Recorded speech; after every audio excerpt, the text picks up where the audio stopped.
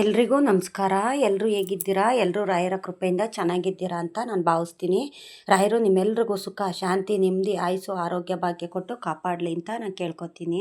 ರಾಯರನ್ನ ಪೂಜಿಸ್ತಾ ಇದ್ದೀನಿ, ಮಂತ್ರಾಲಯಕ್ಕೂ ಸಹ ಹೋಗ್ತಾ ಇದ್ದೀನಿ, ರಾಯರ ಮಠಕ್ಕೂ ಹೋಗ್ತಾ ಇದ್ದೀನಿ.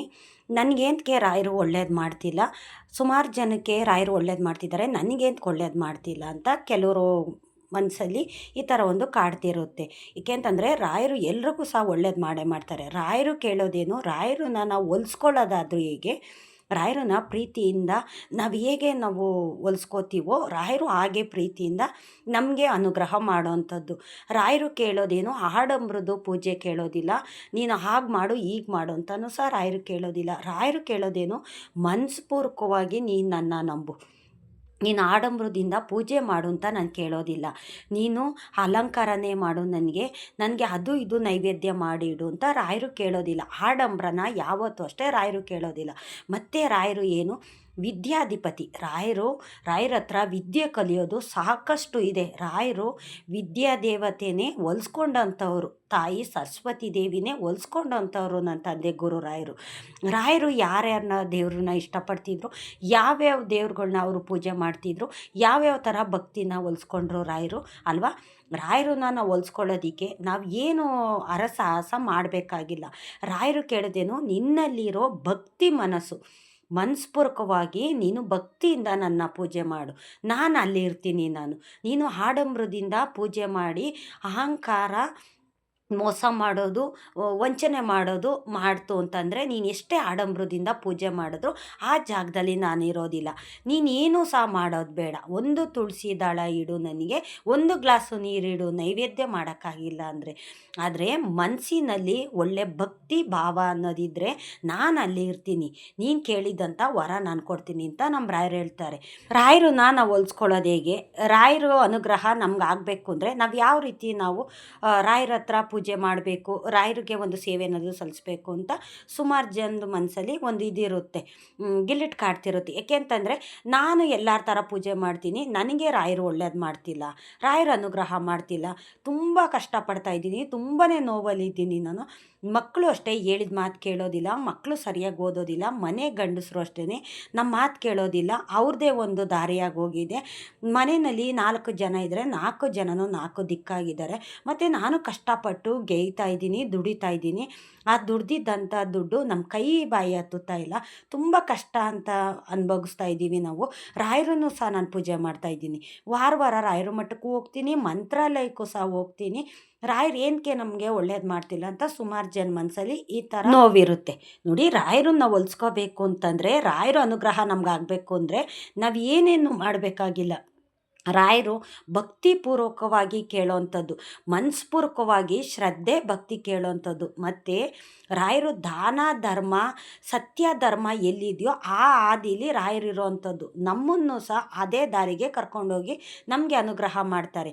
ನಾವು ರಾಯರಿಗೆ ಪೂಜೆ ಮಾಡಬೇಕು ಅಂದರೆ ಮಾರುಗಟ್ಟಲೆ ಹೂವು ಹಾಕಬೇಕು, ಅದು ಇದು ನೈವೇದ್ಯ ಮಾಡಿಡಬೇಕು. ಮನಸ್ಸಿನಲ್ಲಿ ಒಂದು ಕೊಳಕಿಡ್ಕೊಂಡು ಬೇರೆಯವ್ರಿಗೆ ಅನ್ಯಾಯ ಮಾಡ್ತಾ, ಬೇರೆಯವ್ರನ್ನ ನಿಂದಿಸ್ತಾ, ಬೇರೆಯವ್ರಿಗೆ ಕೆಟ್ಟದ್ದೇ ಬಯಸ್ತಾ, ನಮ್ಮ ಮನಸ್ಸಿನಲ್ಲಿ ಬರೀ ಕೊಳಕಿಡ್ಕೊಂಡು ನಾವು ರಾಯರ ಪೂಜೆನ ನೀವೆಷ್ಟೇ ಸಾವಿರ ದುಡ್ಡು ಖರ್ಚು ಮಾಡಿ ರಾಯರ ಪೂಜೆ ಮಾಡಿದ್ರು ಸಹ ರಾಯರು ಒಲಿಯೋದಿಲ್ಲ. ರಾಯರು ಮನಸ್ಸಿನಲ್ಲಿ ಏನಿರುತ್ತೆ, ರಾಯರು ಭಕ್ತಿ ಭಾವ ಕೇಳೋವಂಥದ್ದು, ಮನಸ್ಪೂರ್ವಕವಾಗಿ ಎಲ್ಲ ನಿನ್ನದೇ ತಂದೆ, ನನ್ನ ಜೀವನ ಎಲ್ಲ ನಿನ್ನದೇ ಭಗವಂತ, ಎಲ್ಲ ಕಷ್ಟನೂ ನಿನ್ನ ಪಾದಕ್ಕೆ ನಾನು ಹಾಕಿದ್ದೀನಿ, ನಿನಗೆ ಶರಣಾಗ್ಬಿಟ್ಟಿದ್ದೀನಿ, ನನ್ನ ಒಳ್ಳೆ ದಾರಿಗೆ ಕರ್ಕೊಂಡೋಗಿ ನನಗೆ ಅನುಗ್ರಹ ಮಾಡೋ ಭಗವಂತ. ನನ್ನ ಮನಸ್ಸಿನಲ್ಲಿ ಯಾವುದೇ ಒಂದು ಕೆಟ್ಟ ಆಲೋಚನೆ ಅನ್ನೋದು ಕೊಡಬೇಡ, ಬೇರೆಯವ್ರ ಸೊತ್ತು ತಿನ್ನೋ ಬುದ್ಧಿ ನನಗೆ ಕೊಡಬೇಡ, ನನ್ನ ಸತ್ಯ ಧರ್ಮ ನ್ಯಾಯ ನೀತಿ ಇರುವಂಥ ದಾರಿಗೆ ನನ್ನ ಕರ್ಕೊಂಡೋಗು ಭಗವಂತ.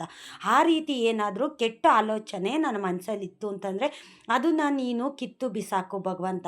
ನೀನು ಯಾವ ರೀತಿ ಸತ್ಯ ಧರ್ಮ ಪಾಲಿಸ್ತೀಯೋ, ದಾನ ಧರ್ಮ ಅನ್ನೋದು ನೀನು ಪಾಲಿಸ್ತೀಯೋ, ಅದೇ ರೀತಿ ನನ್ನನ್ನು ಸಹ ಆ ದಾರಿಗೆ ಕರ್ಕೊಂಡೋಗು ಅಂತ ನಾವು ಶರಣಾಗತಿಯರಾಗ್ಬಿಡ್ಬೇಕು ರಾಯರಿಗೆ.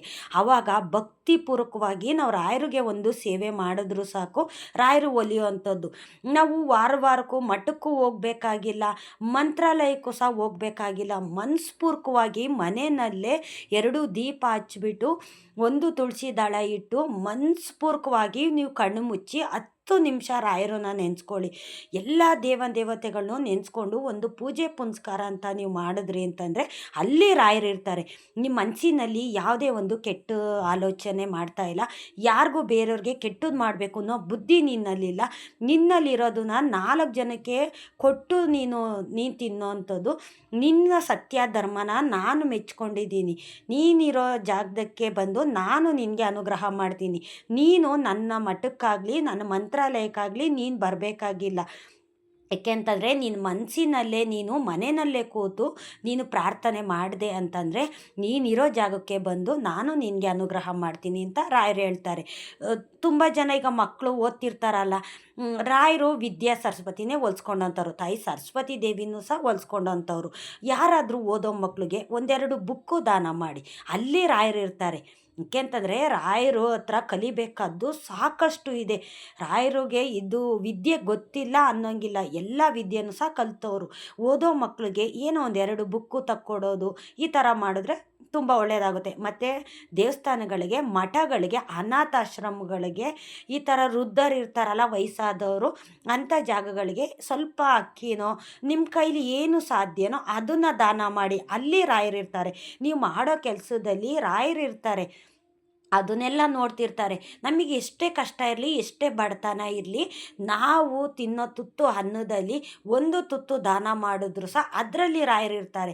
ಈಗ ಮನೆ ಹತ್ರ ಒಂದು ಹಸು ಬತ್ತು ಅಂತಂದರೆ ಅದಕ್ಕೇನಾದರೂ ಸ್ವಲ್ಪ ಕೊಡಿ, ಅಕ್ಕಿ ಬೆಲ್ಲ ಕೊಡಿ. ರಾಯರು ಕಾಮಧೇನು ಕಲ್ಪವೃಕ್ಷ, ಹಸು ರೂಪದಲ್ಲೇ ಜಾಸ್ತಿ ಬರೋ ಅಂಥದ್ದು.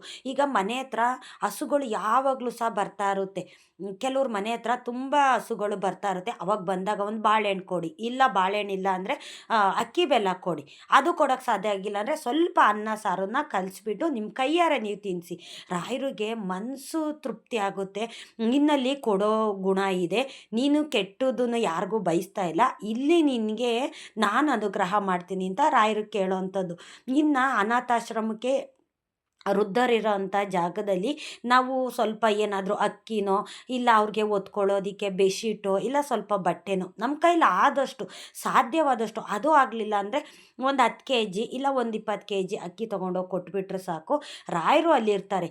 ಎಲ್ಲಿ ನೀನು ದಾನ ಧರ್ಮ ಮಾಡ್ತೀಯೋ, ಎಲ್ಲಿ ನೀನು ಸತ್ಯ ಧರ್ಮನ ನೀನು ಪಾಲಿಸ್ತೀಯೋ ಅಲ್ಲಿ ನಾನಿರ್ತೀನಿ ಅಂತಾರೆ. ಈಗ ಸುಮಾರು ಜನ ಪೂಜೆ ಪುನಸ್ಕಾರ ಅನ್ನೋದು ತುಂಬ ಚೆನ್ನಾಗೇ ಮಾಡ್ತಿರ್ತಾರೆ.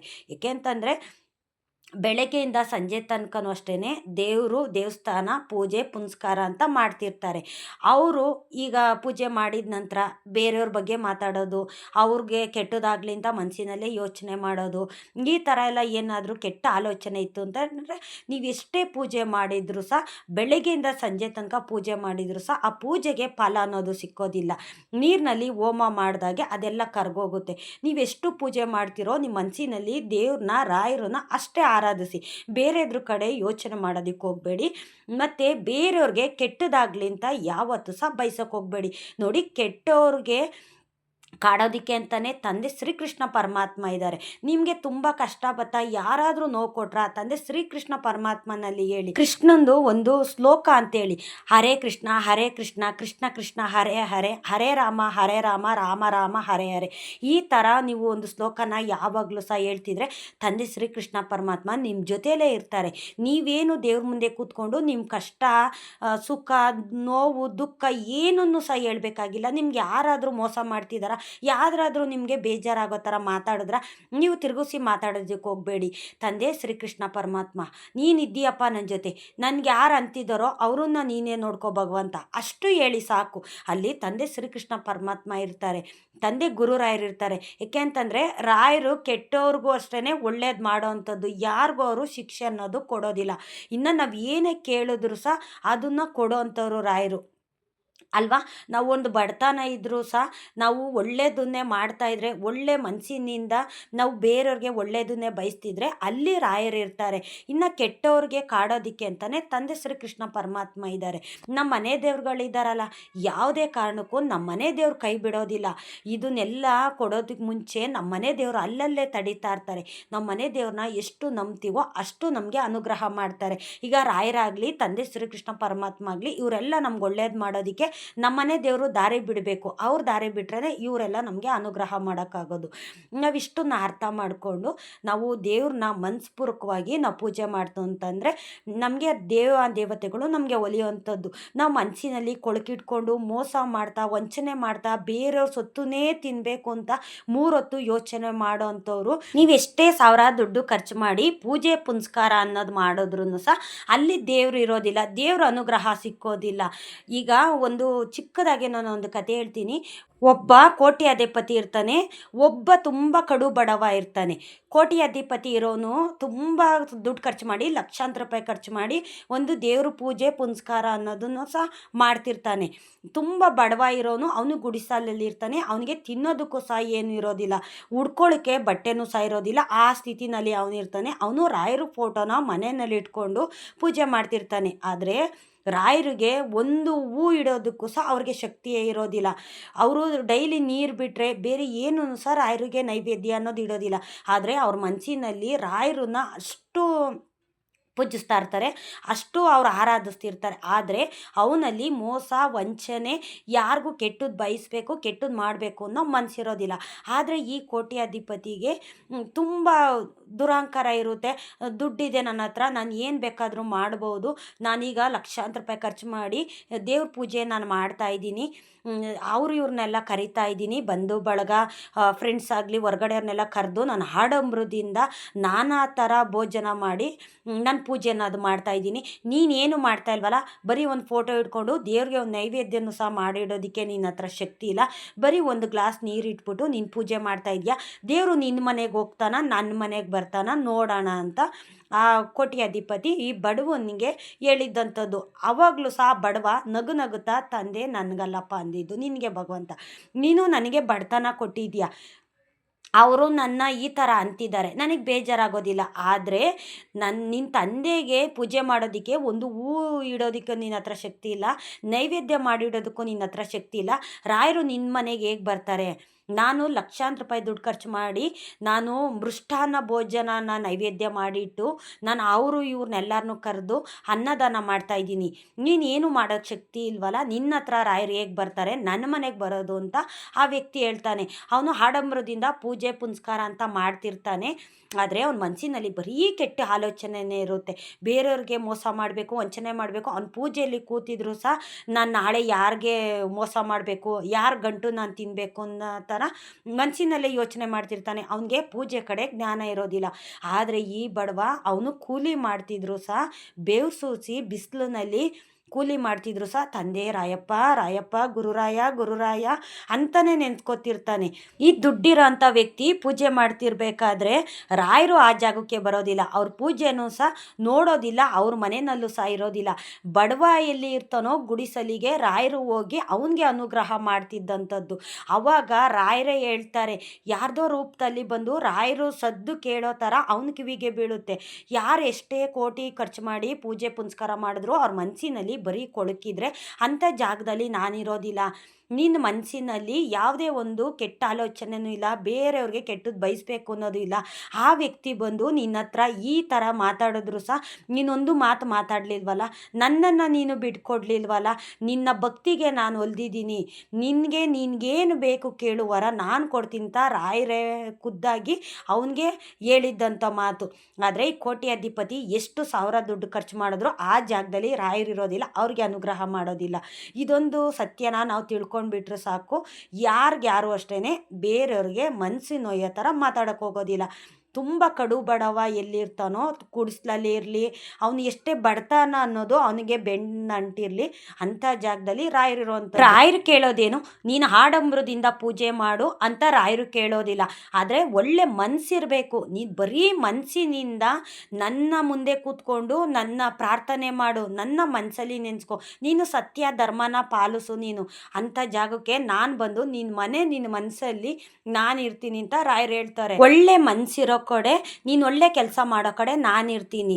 ಮನಸ್ಸಿನಲ್ಲಿ ಕೊಳಕಿಟ್ಕೊಂಡು ಬೇರೆಯವ್ರಿಗೆ ವಂಚನೆ ಮಾಡೋಂಥ ಜಾಗದಲ್ಲಿ ಮನಸ್ಸಲ್ಲಿ ನಾನಿರೋದಿಲ್ಲ ಅಂತ ರಾಯರು ಹೇಳ್ತಾರೆ. ಇದೊಂದು ಸತ್ಯನ ನಾವು ಅರ್ಥ ಮಾಡ್ಕೋಬೇಕು. ರಾಯರನ್ನ ಹೋಲಿಸ್ಕೊಳ್ಳೋದಕ್ಕೆ ನಾವೇನು ಮಾಡಬೇಕಾಗಿಲ್ಲ. ಮನಸ್ಸಿನಲ್ಲೇ ಮನೇಲೇ ಕೂತು ನಾವು ಭಕ್ತಿಯಿಂದ ಪೂಜೆ ಮಾಡಿದ್ರು ಸಾಕು. ರಾಯರು ಅಲ್ಲಿರೋವಂಥದ್ದು. ರಾಯರು ಕೇಳೋದೇನು? ಒಳ್ಳೆ ಮನಸ್ಸು, ಬೇರೆಗೆ ಕೆಟ್ಟದ್ದು ಮಾಡಬಾರ್ದು, ದಾನ ಧರ್ಮ ಎಲ್ಲಿರುತ್ತೋ ಅಂಥ ಜಾಗದಲ್ಲಿ ರಾಯರು ಇರೋವಂಥದ್ದು. ನೀನು ಆಡಂಬರನೇ ಮಾಡಿ ಬೇರೆಯವ್ರಿಗೆ ಕೆಟ್ಟದ್ದು ಬಯಸೋ ಅಂಥ ಮನೆಯಲ್ಲಿ ಮನಸ್ಸಲ್ಲಿ ರಾಯರು ಇರೋದಿಲ್ಲ. ಇದೊಂದು ಸತ್ಯನ ನಾವು ಅರ್ಥ ಮಾಡಿಕೊಂಡು ರಾಯರು ನಮ್ಮ ಮೊದಲದಾಗಿ ನಾವು ಅರ್ಥ ಮಾಡ್ಕೋಬೇಕು. ಅರ್ಥ ಮಾಡಿಕೊಂಡು ರಾಯರಿಗೆ ಶರಣಾಗತಿರಾಗ್ಬಿಡ್ಬೇಕು. ಆವಾಗ ಆದಾಗಲೇ ರಾಯರು ನಮಗೆ ಒಲಿಯೋಂಥದ್ದು. ನಮ್ಮ ಮನೆಯಲ್ಲಿ ನಮ್ಮ ಮನಸ್ಸಲ್ಲಿ ಇದ್ದರೆ ನಾವೇನು ರಾಯರ ಮುಂದೆ ಕೂತ್ಕೊಂಡು ನಮ್ಮ ಕಷ್ಟ ಆಗಲಿ ಸುಖ ದುಃಖ ಏನನ್ನು ಸಹ ಹೇಳ್ಕೊಳ್ಳೋದೇ ಬೇಡ. ಅವ್ರಿಗೆ ಎಲ್ಲ ತಿಳಿಯುತ್ತೆ. ಅವ್ರಿಗೆ ಗೊತ್ತಾಗುತ್ತೆ ನಿನ್ಗೇನು ಕೊಡಬೇಕು ಏನು ಕೊಡಬಾರ್ದು ಅನ್ನೋದು ರಾಯರಿಗೆ ಗೊತ್ತಾಗುತ್ತೆ. ರಾಯರನ್ನ ಮನಸ್ಪೂರ್ವಕವಾಗಿ ಭಕ್ತಿಪೂರ್ವಕವಾಗಿ ನಾವು ಪೂಜೆ ಮಾಡೋಣ. ನಾವು ನನ್ನ ಮಾತಿಂದ ಯಾರಿಗಾದ್ರೂ ಬೇಜಾರಾಗಿದ್ದರೆ ದಯವಿಟ್ಟು ಕ್ಷಮಿಸಿ. ಇಷ್ಟೊತ್ತು ನನ್ನ ವಿಡಿಯೋ ನೋಡಿದ್ದಕ್ಕಾಗಿ ತುಂಬ ಹೃದಯದ ಧನ್ಯವಾದಗಳು. ರಾಯರು ನಿಮ್ಮೆಲ್ರಿಗೂ ಸುಖ ಶಾಂತಿ ನೆಮ್ಮದಿ ಆಯುಸ್ಸು ಆರೋಗ್ಯ ಭಾಗ್ಯ ಕೊಟ್ಟು ಕಾಪಾಡಲಿ ಅಂತ ನಾನು ಕೇಳ್ಕೊತೀನಿ.